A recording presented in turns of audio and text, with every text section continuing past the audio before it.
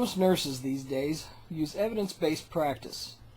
This is an approach to medicine which encourages observation and experimentation to ensure the greatest degree of accuracy in diagnosis and treatment for patients.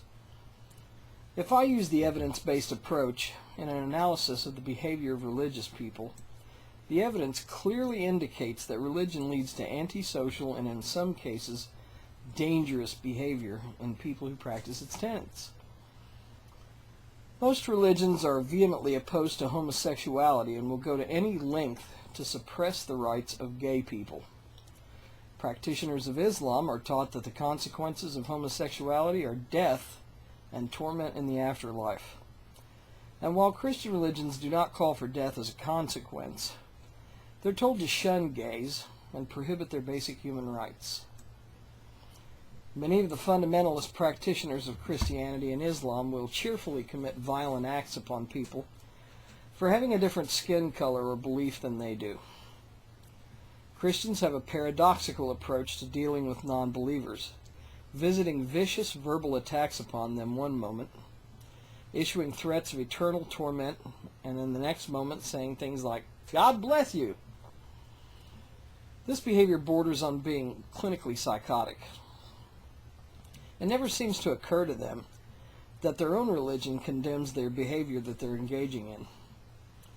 Christians and Muslims alike say hateful, despicable things to people, disparaging their appearance, their sexuality, and anything else they can think of in the same breath claim the unbeliever is bound to hell, because they, the Christians, are the ones that have the morals and the believers don't. These people lie constantly.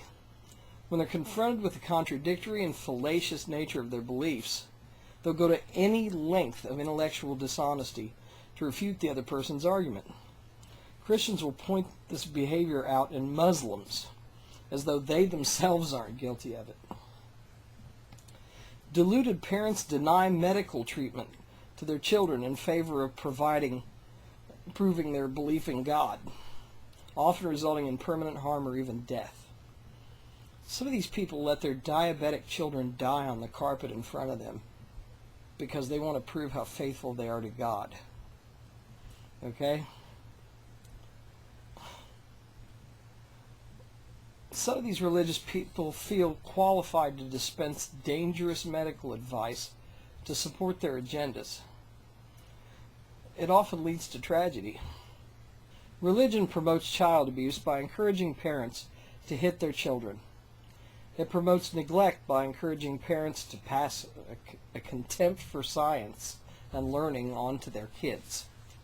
Religion teaches children that they're worthless sinners, wrecking their self-esteem and creating a built-in sense of guilt that'll shadow them their whole lives.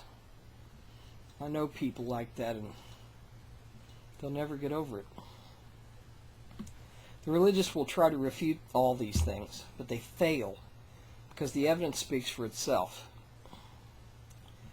If religion was a patient in my care, the diagnosis would be clear. Religion is evil and unmanageable in the hands of the neurotic, flawed humans who practice it. It's a doomed social experiment, and it's terminally ill in the presence of the modern day age that we live in. The only prescription necessary is education, and lots of it.